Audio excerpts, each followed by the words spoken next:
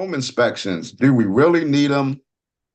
Do first-time home buyers need them? Do investors need them? Hey, Marcellus Kendell here, another Hump Day Real Estate with Kendell in the DMV. We got a special guest. Who's the special guest we have? Travis Shaw from MRP Home Solutions. Travis, thanks so much for reaching out, for coming out with us. Hey man, tell us a little bit about yourself. Well, my name is Travis Shaw. I'm a home inspector in the Baltimore metro area. I cover pretty much all aspects of home inspections, from purchase inspections to let inspections, rental inspections, radon inspections, termite inspections. So I pretty much run the gamut for as far as home inspections are concerned. I do a couple other things real estate related, but my primary focus is home inspections, and my area of specialty is for home inspections for first-time home buyers. Gotcha. So what are some of the biggest misconceptions about about inspections that you feel is out there? So I would say one of the biggest misconceptions about home inspections is that it's the easiest thing to waive when you're in a competitive situation. So a lot of individuals now in this competitive market have decided that they will forego the home inspection in order to make their offer more competitive. And that's something I strongly recommend against, and not just as a home inspector, but as a consumer in general. When I purchased my first home, I didn't do a good job at focusing on the home inspection and vetting my home inspector and following my realtor's advice. And I had some complications and issues with my house that could have been that didn't have to be unforeseen. I could have known about it before I purchased my house, and it could have saved me some headaches. Now, I was a contract at the time, so it was nothing. I was a contract at the time. It was nothing too big that I couldn't handle. But if I was just an average consumer without construction experience, it would have been a tough time to navigate through some of those challenges that I encountered. So yeah, I definitely strongly advise all buyers to get a home inspection, even if it's for informational purposes, because you really want to know what you're getting yourself into. You want to be aware of the potential hazards, and it might not discourage you from purchasing a home, but at least you know what you're buying before you buy it. Now you just mentioned hazard. What are some common red flags that you kind of see out in the field? Sure. So as a Baltimore home inspector, I cover pretty much the whole state. But I really specialize in the Baltimore metro area, and let me get this head up. I really specialize in the Baltimore metro area, and in Baltimore City, there are a lot of challenges to a lot of the row homes in Baltimore City, because Baltimore City is a city of row homes, and one of the biggest challenges is carbon monoxide hazards. So very often, I'm doing a home inspection, I'm checking the furnace, I'm checking the water heater, and I'm seeing that there's evidence of backdrafting at the water heater, due to melting at the escutcheon caps at the top. And a lot of times the issue is that you've got an older style brick chimney, and it may or may not be lined. And the lining is the actual piping or tubing that goes from the furnace or the water heater through the chimney and out the house. Now, a lot of these old houses don't have a lining, or they had an old clay lining that has collapsed, or some of the brick inside of the chimney chase has collapsed. And that causes a carbon monoxide hazard. So the exhaust from the water heater and from the chimney doesn't have a place to escape. So what happens is it ends up getting pushed back into the house and causing carbon monoxide issues that are life-threatening. So that is one of the most common deficiencies that I see that are life-threatening or potentially life-threatening in Baltimore City row homes, in any other older style of house. So that's like the number one health hazard that I see. Some other health. Let me ask you something real quick, if I may, on that. So if you go into a house and you immediately see, and you go down in that area where the chimney and the HVAC stuff is, and you see and you call out an orphan, what is it, orphan a fireplace or whatever, chimney stack. What are you looking at if you call it orphan? Because I've heard that before. Yeah. So when they say an orphaned chimney or an exhaust or fireplace or anything like that. What they're saying is that it's actually no longer being used. So it's become common practice, not in just in the Baltimore metro area, but pretty much throughout the country. Construction practices are getting away from gas-fired appliances or propane appliances or oil appliances. We're getting to the point where everything's being converted to electric. So with that being said, what happens is the chimney is no longer being used. And when that happens, typically it would be closed off, capped at the top, and then at that point it's orphaned and is no longer in use. So at that point, it's no longer a carbon monoxide hazard. But in a lot of old Baltimore, well, not old, but a lot of Baltimore houses in general, uh, the gas appliances are still being used. It's very common. Typically, it's going to be a gas-fired furnace. Often they've upgraded to high efficiency, but not always. And then there's very often going to be a gas-fired water heater. And at that point, the chimney is no longer orphaned. It is in use, and it should be addressed properly during the course of the renovation. Or if the house wasn't renovated, it is very likely that the buyer or the homeowner needs to have a plumber or HVAC professional or chimney professional come out and evaluate the chimney and see if it's in safe, usable condition. Gotcha. Oh, so now, how does one actually prepare for an inspection, either on the seller side or the buyer side, whichever one you want? Sure. So for the sellers, the best advice I would give to a seller to prepare for a home inspection, the most important thing you can do is clean your house. Have your house clean, tidy, and have clear access to any utilities throughout the house. And then often sellers, if interested, could hire a home inspector to do a pre-listing inspection. And basically, the seller hires their own home inspector to come out, evaluate the house, so that there's no like big red flags that might come up during the buyer's home inspection that won't get noticed before the transaction has begun. And a lot of times that's important because very often people are living in houses for long periods of time, and they've been having hazards or issues that they've become accustomed to. So they're used to having to wiggle the switch twice. So they're used to having to flick the brake or check the sump pump. So they become so used to that they forget that that's actually a defect, and that's something that a buyer would be interested in having remedied or remediated before they purchase the home. And the support, so that could turn into a big ticket item. So you might be going to sell your house, you think it's worth 250, and then you find out that you've got a buried oil tank, or you've got a carbon monoxide hazard, like I was previously stating, or you might have one of those big 3-story brick row homes down in Federal Hill or some other part of Baltimore, and you might have a bowing wall at the front. Now you got a structural deficiency, and you don't want to find that out when you're in that 30-day period where you're going from contract to try to close. It's best to find that out right away. So that's from the seller side. And now from the buyer side, it's very important to have a home to prepare for home. The best way to prepare for a home inspection is to follow your agent. A lot of time, not a lot of times, every so often I'll see that the buyers won't be all that comfortable with choosing vendors from their agent. And I always tell people when I get a chance, you got to pick a agent that you trust and that you feel comfortable with. And if you do have that, then you need to follow your agent's recommendations. So if your agent's typically going to recommend 3 or so home inspectors, and the best bet for you is to vet them. So you're going to want to check them out on Google, check them out on Facebook, read their reviews, and then you're going to want to have a conversation with them. Call all 3 home inspectors, see who you can communicate best with, because a lot of times most home inspectors will find similar deficiencies within the 70% range. And usually the big things most home inspectors will find. But the most important thing is having someone that you can communicate with and that can relay information to you effectively so that you really understand what the deficiency is and you can understand if they have an idea on what it would take to remedy. So it's very important to have a home inspector, not only that's good at home inspecting, but that has had in some way construction experience, because that way they can really explain to you the deficiency and they can explain to you what it might take to fix it price wise and complexity wise, and then the buyer can digest that and make an informed decision on if this is a situation or if this is a house or if this is a deficiency that they can deal with or they can live with.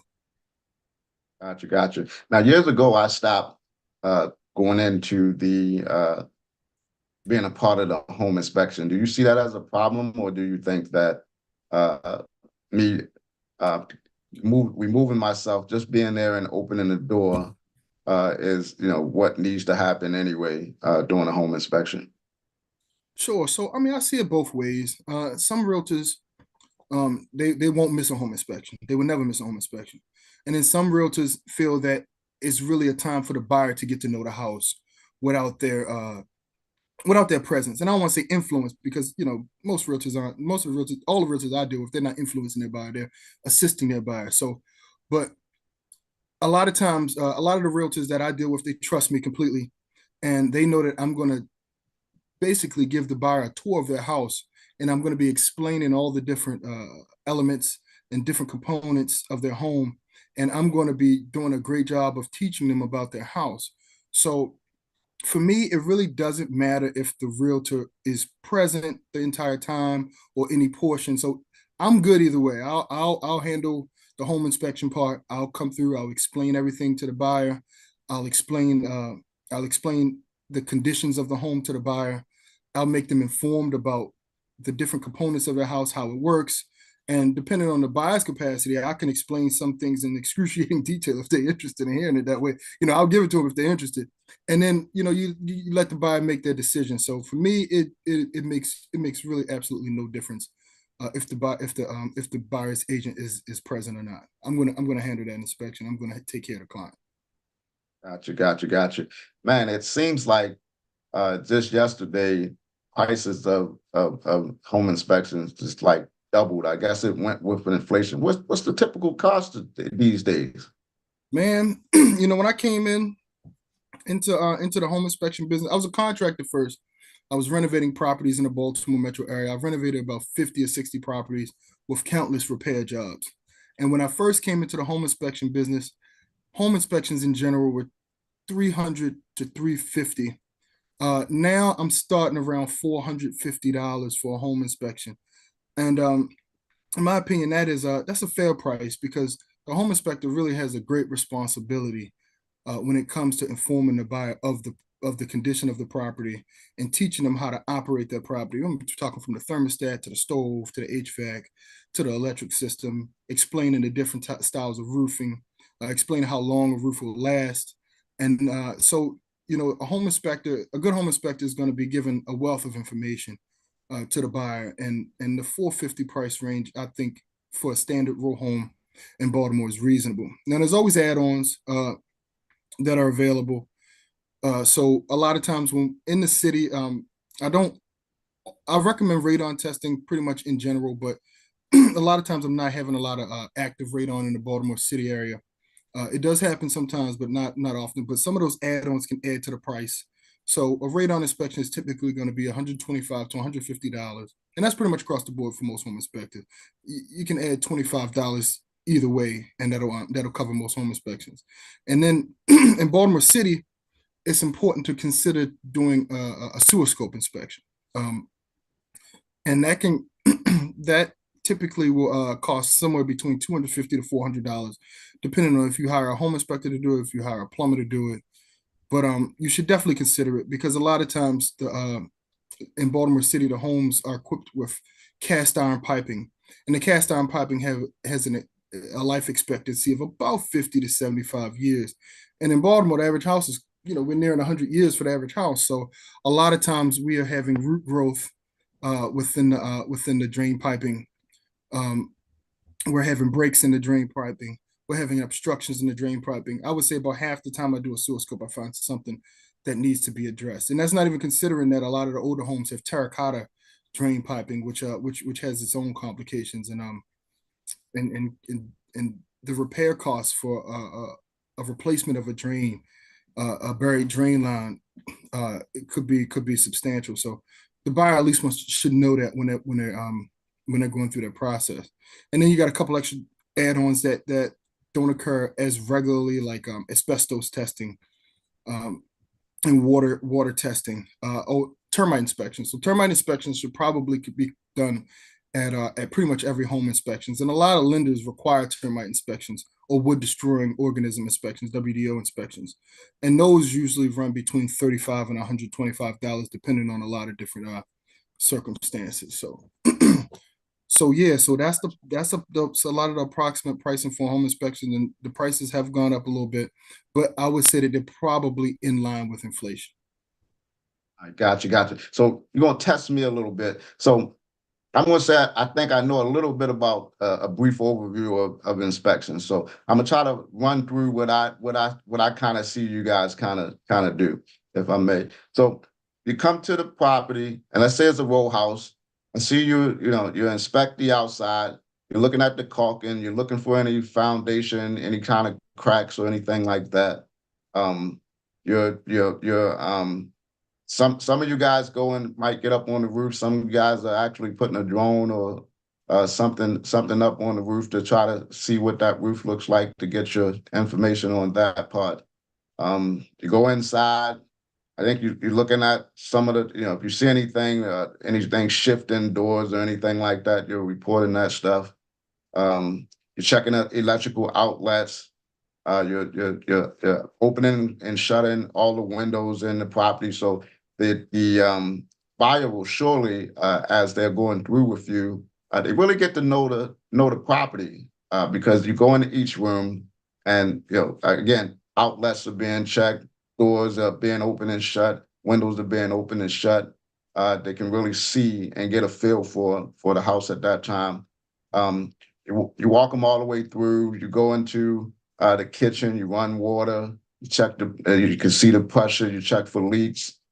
As you're in the kitchen and all of that stuff, same thing. You're looking at windows, and opening and shutting the windows. You're checking the oven temperature, make sure that the stove and everything is lighting up the way it's supposed to, for the folks. And I think you even check microwaves and stuff, right? You check the temperatures and microwaves, make sure all of those things are actually working as well. And then let's just go from the kitchen. We go out back, same thing. We're looking at the exterior of the home, checking for any foundation cracks, missing caulk, or in some areas, I guess you might report some peel and paint and some of those other things as well. And anything you may see outside as far as let's say some standing water that may come from, might not be prevalent in a row house, but maybe in a single family house somewhere. There's a system that's running outside. Your drain line is running outside, standing water. Might be some questions there that you might be looking at. Then you come back inside after you look at all of that stuff outside. You may go down in the basement, check out the HVAC, water lines, and all of that stuff. Same thing, windows, if they open and shut. And for some, I don't know if you have it, you might have moisture testers and stuff, right? That actually you can go down there, and if you have a feeling that something is going on, or if you know that the old home is brick and they might have put up walls and stuff, you can use that tester to see if there's anything behind there that could be going on. And same thing, going through the bathroom, all the bathrooms, and running water and testing the outlets and making sure that they're also what are they called, GFIs and all of that stuff in the bathrooms and the kitchens and things like that. Did I catch on most of it? That's a brief overview, right? Yeah, no, that's a very good overview, and that is approximately the complete process for a home inspection. I mean, everybody's got their own standard and their own process, but that's pretty much it. Yep. Gotcha. So what are some of the qualifications of a home inspector? Sure. In the state of Maryland, in order to get your basic home inspection license, you got to take I think it's a 70-hour course. It's been so long since I had to take it, but I think it's a 70-hour course, and then you got to take a test. And man, that test is a beast, because the thing about the test is that it's like it covers so many different things, and you really got to be, I don't even want to say jack of all trades. You got to be a step above a jack of all trades. So you got to go into this test and be prepared to answer questions about, I mean, detailed questions, and math formulas will be needed to be used, but you need to have detailed answers to questions about HVAC, plumbing, electric, roofing, siding, flooring, the size of copper pipe that's required for underground plumbing. I mean, it's a lot. And after you've taken that test and you've passed that test, which is, like I said, it's extremely difficult, then you apply to the state, get your insurance, start your LLC, and then at that point you'll be licensed. And then we still have that every 2-year continuing education requirement as well. And that's just for the basic license. There are also a lot of other add-ons that you'll need to be completing within maybe your first year or so of becoming a home inspector. So you need to have training in radon. You'll need to have training in wood destroying organisms. You'll need to have training in the sewer scope inspections if you plan to offer sewer scopes. You'll need additional training with roof inspections. So you'll need all of these skills in order to produce and become a good home inspector. Gotcha. Appreciate that. So I'm gonna talk a little bit about home inspection versus appraisal, and you just chime in whenever you feel like I'm saying something wrong. Well, I'm halfway through the appraisal process, the process of being an appraiser too, so I can answer some of those appraisal questions as well. Good.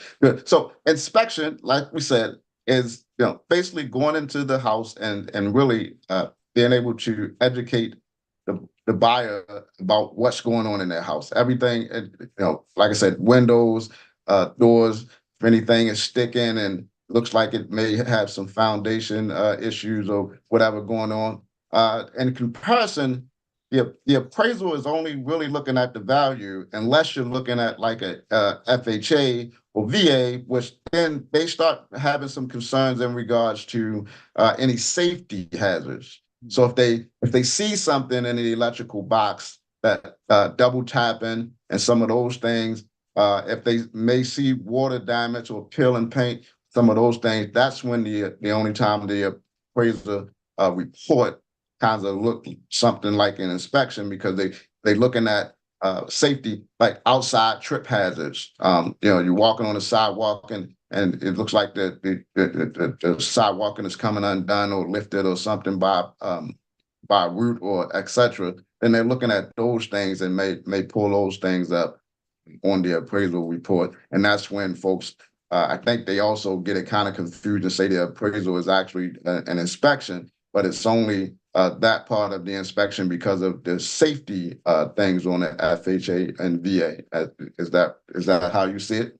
Yeah. So with the home inspection, we are almost exclusively concerned with the condition of the property at the time of the inspection. That's all we're worried about. We're worried about, is the roof leaking? We're worried about, do the windows open and close? We're worried about, does the heat turn on? We're worried about, exhaust issues. We're worried about if the stove works. So we'll go through and detail all of those items and produce a home inspection report, typically which will include pictures, comments, and links about everything related to the condition of the house. Now, when you switch hats, excuse me, when you switch hats and you turn and do an appraisal, the concern about the appraisal is that we're concerned about, sure, safety, the safety and the condition of the property, but we're really concerned about value as an appraiser. We're worried about the value of the property. Is the property comparable to the other homes in the neighborhood or the other homes that we've listed as comparables, so that we can dissect the property and list all of the different details and components of the property, and then place that property beside the other comparables in the area and do a comparison to decide, well, not to decide, but to come to a conclusion of value based on the condition, based on the location, and based on the quality of construction of the house. So those are two very different fields, and there's very little overlay. I mean, so me being a home inspector first and then working to be an appraiser, it hasn't been a lot of overlap. It hasn't given me a whole lot of extra value there. Because the value is the consideration of value and the consideration of condition are just so different. And your home inspector will never be able to do an appraisal, unless he's an appraiser too, which is unlikely, but the home inspector will never be able to give you an idea of value. that is not their area. You got to kind of stay in your lane as a home inspector and just tell them about the condition. And the same thing as an appraiser. The appraiser is only considering the value of the property and not necessarily the overall condition of the property outside of what's easily and readily visible. So those are the two differences between the two fields. Gotcha. I appreciate that. So I'm walking through a house. I walk through the main level. I see something that looks like it may be a little off in the flooring, but it might not be. And then I go upstairs and I see I see that if I took a ball from the hallway and rolled it down into the room to my right, looks like it will nicely roll down. And if there was a hole over there, it probably roll down and the ball go right in that hole. What is that signs of? Is that anything or? Man, so it all depends. It depends on a lot, to be honest with you. It depends on most importantly, it depends on the age of the property. So again, I speak on the Baltimore metro area because this is where I'm familiar. And in Baltimore, you go to the average house, you put that ball, it's gonna roll. It's gonna roll, bro. It's gonna roll. That's because a lot of times these houses are like again 100 years old, and a lot of times the joist and the foundation is settled into place. So that doesn't necessarily signify a structural defect right away. It's a flag though. So this is where experience shines through. So if you've done a lot of home inspections, if you've renovated a lot of properties, you'll know that it is not uncommon for houses to have unlevel flooring in older homes. Pretty much every house in the Baltimore area, like I said, you drop that ball on the floor, it's going to roll. So no, that's not necessarily the first. That's a strike, but that's not necessarily the end all be all. That'll let me know. Okay, I need to check the facade walls or the front and back or side walls of the home. That'll let me know that I need to check the joist. I need to look for cracking at the joist. I need to look for separations at the joist or twisting at the joist. You expect your joist to be straight up and down or plumb. And if you got a bunch of joists that are twisted, that'll start giving you some indications that there may be some settling that will signify structural deficiency. And at that point, if I see a home that has signs of structural deficiency, then I'm calling my engineer, my buddy Richard Negri. I'm calling Rich. I'll put into the report that I've observed signs of potential structural deficiency, and that they should have a structural engineer come out and evaluate the property and give their guidance on if there is an issue that needs to be remedied, or if there's no issue, the house is just fine. So the ball test is not really something that is relevant, not irrelevant, but it's not something that's very effective in the Baltimore metro area. Now, when we're talking about outside of the city, we're talking about newer developments, when we're talking about brand new builds, then at that point, you want to, the ball method is a little bit more meaningful and effective. So you see that ball take off and roll on the brand new build, you might got some issues you want to discuss with your builder. Anything from the last 20 or 30 years, you really don't want to see like serious movement when it comes to putting that ball down and rolling. And I see a lot of home inspectors online, they use that method. And but a lot of times you'll notice that it'll be in newer homes too. So you got to kind of let your experience ring through. If you're used to inspecting one style of home, you got to go in and if you're used to inspecting one style of home and you're inspecting a different type of home that you're used to, you kind of got to shift gears and be prepared to experience some things that might not necessarily be directly in your realm of comfortability, and you got to observe and report what you see based on your experience. Gotcha. So I'm down in this home and looks like cinder block foundation, and over in the corner I'm seeing some dampness. What are there any normal causes for that, or is that something out of the? Nah, that's typical, man. So the thing about the cement block foundation walls and poured concrete foundation walls is that stuff is not waterproof. You know, they'll put waterproof coatings on the exterior, typically a waterproof base coating on the exterior, but over time that will wear or water will find a way. But most of the time when you see that moisture in the corner of a basement, you're looking at a downspout that's not being extended away from the home. And that is very important because if you consider the square footage of your roof during the course of a rainstorm, there's a lot of water that's hitting that roof, and all of that water is being diverted or shedded into the gutter system. And that gutter system is depositing all of that water very often into one downspout. So if you're thinking about the amount of gallons of water that are being deposited into that gutter system, into that downspout, that's a lot of water. And what happens is, if you're not extending your downspouts away from the home, you're depositing all of that water from the roof, all of that square footage of water, into one small spot of dirt, typically dirt, at the side of your house. And at that point, the soil can't accept that much water. So what happens is it starts getting saturated. And once it gets saturated, it starts sitting beside that house or sitting at that foundation wall. And it's not uncommon for it to saturate into the cement block, and you see it start to pour into the basement. And also, the way the houses are built, you'll typically have a slab, so that's the basement floor, and then you'll have the cement block wall with the footers underneath. And very often, the water will get underneath those footers, and it'll get into the house by saturating underneath the footers, and it'll come in between the slab and the foundation wall, and that is the cause of a lot of moisture problems in basements. And depending on the age of the house and the construction style, there'll typically be a tile system or a drainage system or a French drain there.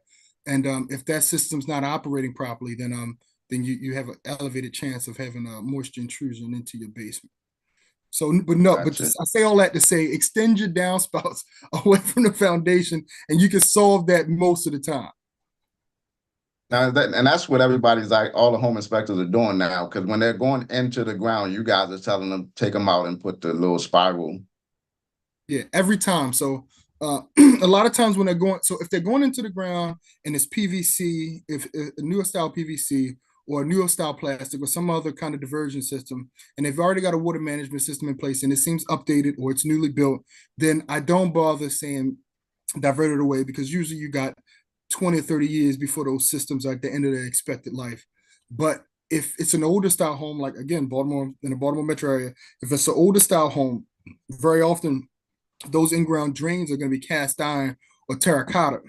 And what happens is the water is deposited into the terracotta drain that's going into the ground. And usually once that thing goes into the ground, it's going to curve at about 24 inches. And right at that turn is where the pipe breaks. I had a house that I was flipping years ago, and I learned this the hard way. Every time it rained, we got water in the basement. I'm just like, what is going on here? Why am I getting water in the basement every time it rains? Even a little rain, we get water in the basement. Well, what was happening was that the water was going into that gutter system, down that downspout system. That downspout was entering into an in-ground drain. And I went outside and I lifted up that drain. I just moved that terracotta drain pipe in the ground, and it shook immediately. It was broken right at the bend, and right there where it broke, it was the water. All the water from the gutter system to the downspout system was saturating the soil right in that corner of the basement, and it was getting into the basement every time. So as soon as I took that out and I extended the downspout away from the basement, that was my lesson number one on water management. Extend those downspouts, and it'll solve a lot of your water problems in your basement. Gotcha. Appreciate that. One last question I have for you. I know the agent and the buyer normally do the negotiating and repairs, but from your opinion, how would you look at with your report? If you put yourself as a buyer, you're looking at this home inspection report, which you send over, how would you start to try to negotiate by this, looking at, and I don't know if I can't remember if your reports have red, orange, and all those different colors to actually kind of say what's going on. Tell me how you would look at that and how would you approach maybe negotiating? Sure. So in my report, I give comments, I have pictures, I have links to websites as needed, depending on the deficiency, or if it's complex, or if it's something I can easily explain. But the most important thing, man, is to read that report and look for the red items. Most home inspectors will list their items red, orange, or blue, or red, orange, or yellow, or have some kind of coded system to let the buyer know if a deficiency is if it's a major concern, a moderate, standard concern, or if it's a low level concern. So the most important thing is to be focused on the most important concerns on the home inspection report. Also, when possible, is very important for the buyer to come to the home inspection. More important than the buyer's agent, because buyer's agents, you guys look at home inspections all the time. You look at the reports all the time. You guys already know what's going on. You can dissect from the number of deficiencies to the number of red, orange, or yellow deficiencies. You can get a real good sense of the condition of the house without even being there. But the buyer, especially someone who's not like construction savvy or who hasn't purchased a home before, it is very important for them to try their best to make it to their home inspection, because during the course of the home inspection, as a home inspector, I can really thoroughly explain the condition of the home, and I can thoroughly explain any deficiency, and that will give the buyer a really good understanding of how important this is to be addressed, how soon it needs to be addressed, and if it's something that they're comfortable dealing with. So it's two things: it's being present at the home inspection and listening to the explanation of the deficiency of the home inspector. So those are the items that you should be most focused on. And then those red items that are listed as major concerns or safety concerns on a home inspection report. Those are the items that, if I was negotiating as a buyer, those are the items that would be most important to me. Gotcha. Appreciate that. So, you have any other things that that's all the questions I have. You have any other things that you would like to share? So I am I'm a home inspector. I do purchase inspections, lead inspections for landlords, rental inspections for landlords. I give consultations. I help and assist with investor courses for a couple of local investors. I give information about construction practices, information about inspection practices, and some general investing information. I'm a landlord. My wife has a catering company I'm over here representing. That's what the hat was shadowing me a little bit, but I was That's what's up. straight up representing my wife's catering company, Mama Ties.